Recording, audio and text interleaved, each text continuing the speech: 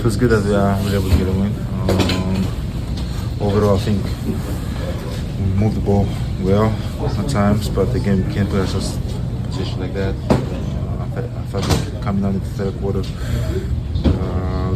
we executed well, find a lot of open shots, but at the end of the day, we got to get stops. I think we allowed them to, I believe, and get back to the game.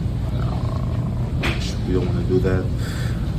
They're a very, very good offensive team. They have professional scorers. They have guys that can get downhill. They have guys that can initiate the offense. So I think we give them a lot of moments that they felt good, and they believe that we get back in the game, and they did. And we just made it tough for ourselves. But overall, I think there was a lot of good moments. A lot of people did good things to win the game today, from Pete Nash, from Ryan, from Kuz, from Bobby, from Miles, from Scoop. A lot of guys did a lot of good things for us to be able to win the game. Yep. Stretch. I think we had a couple attempts, yet had found your teammates for open shots. So, as you have said, you try to lead in that way, share the ball, play the right way. How important was that down the stretch for you to find those guys, and then obviously for them to make those shots, AJ and Bobby? Yeah, you gotta make the right play. You gotta make the right read. You gotta be in the moment and the read was in front of you. It doesn't matter if I've shot 10 times, 2 times.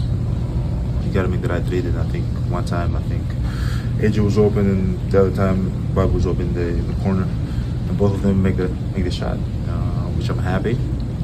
But that's how you gotta play. There's gonna be times that it's gonna be your night. There's gonna be times that it's not gonna be your night. Not just for me, for everybody. Giannis, it was announced your 10th All-Star Game appearance is coming up soon here in a couple of weeks. What would you say to that young boy who was playing in Sepolia with a fake Allen Iverson jersey that one day he'd be a 10-time All-Star? I probably tell that myself when I was young, that I'd be 10 times All-Star. I probably not believe it. I think when I came to the league, I had this meeting with John Hammond and Dave Morway. It was the GM, the assistant GM of the Bucks, and they told me hey, look at all these guys, Paul Pierce, Tracy McGrady, blah blah blah. They've been 10 times All-Star. You can be one of those guys. I'm like, you really believe that? It was yeah, if you work hard and you have the tools to be one of those guys. And I kind of took that and kind of installed it in my heart. I never said it publicly, but one of my goals as a player was to be a 10-time All-Star, and I'm very happy that I'm accomplishing. I want to thank everybody that I've had in this journey. I want to thank God for keeping me healthy, for keeping me hungry, for protecting me throughout this journey, and it's been incredible. But it doesn't stop here. There's more to go. There's more to go, and I can't wait for whatever chapter is next. To add to that, you're one of the few that always competes in the All-Star game, knowing that they've changed the format to world versus the U.S. What are your thoughts on that?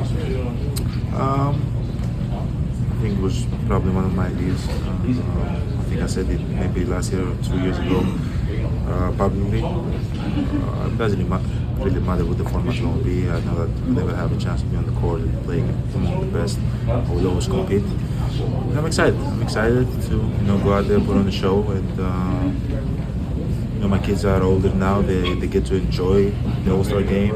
Whenever I turn on the TV and they see players that they were All-Stars last year. It was oh, I met this guy. I saw this guy. This guy talked to me. They're old enough to understand. So just having my my boys and my family just being amongst the greats, it's an incredible feeling, and just seeing the dad being and competing against the best player in the world, I think that's for me is a fulfilling. A lot of teams are holding off on their trade moves to see what happens with you, Giannis. How do you feel about that? Can't control that. Can't control what other teams do. I just try to focus on my job, which is go out there and compete and try to win games. Last week, it felt like a turning point when the fans in Milwaukee booed you and you booed them back. How did that moment feel in your heart? It felt great. I don't know, for some reason I enjoy being the villain this year. Even with your own fans? It doesn't really matter to everybody. It just makes my motor go more. It makes me hungry when I play. compete more. It doesn't matter. I just love playing basketball, and anything that can kind of spark my fire in me, I love it. How confident are you'll finish the season with the Bucks? I don't know. I take it day by day.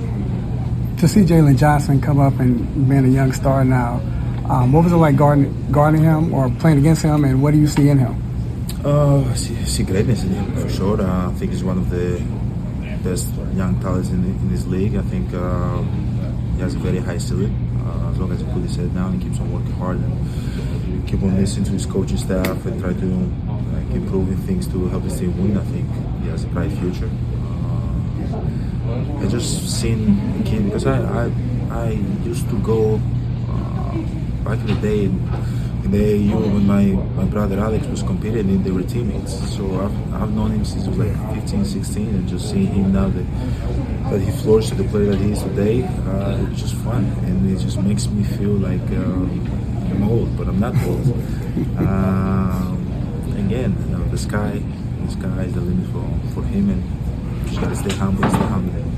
Since you had returned, you've pretty much the same starting lineup. Just what kind of impact did you see that you brought? Great, just Kuzma keeps on making it out, play selfish basketball. He's a guy that can initiate the offense. He's a guy that can play off the ball. He's a guy that knows how to move without the ball and score the ball. So and also it gives us a lot of more depth in our bench, like having Scoot come on with Bobby. As you saw tonight, like our bench was good. And, I like the move. It doesn't really matter who starts and who comes off the bench. What matters is who finishes the game. And Scoot finished the game. I told him that. I said, don't care about who starts, man. It doesn't really matter who finished the game, the last 6 minutes of the game. That's when the best players in the court are able to initiate and give their team a win. I know continuity is important. You all have been fairly healthy and available since you've been back December 27th. But how important is it that I guess the coaching staff still continues to tinker and tweak to just find something? Like you mentioned, when you're on the bench, can the bench unit be better? Can these units be better? I know I'm sure you'd love to have something set, but is it important to just keep kind of trying things, different combos, to just find that spark or find something that can really work for a long time? Yeah, we're gonna find it. I think we find something tonight. I like Pete off the bench. He's a two-way contract. But he's a guy that plays hard. He's extremely smart. He knows how to move the ball. He knows how to get the ball to the second side and DHO and just get everybody involved, which for his age is incredible. He's played only 32 or 33 games in the NBA, and then he has a maturity about him, like he's been around for a lot of years. I like that. I feel like second unit was way more steady, way more aggressive. The ball was happening. So I think we did find something tonight.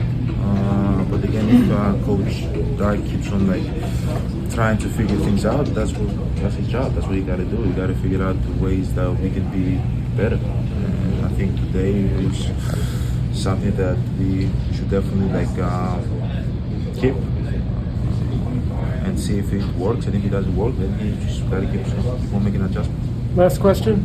Can you describe the feeling of watching Arsenal this season? How does it feel? I haven't watched them. I haven't watched them at all.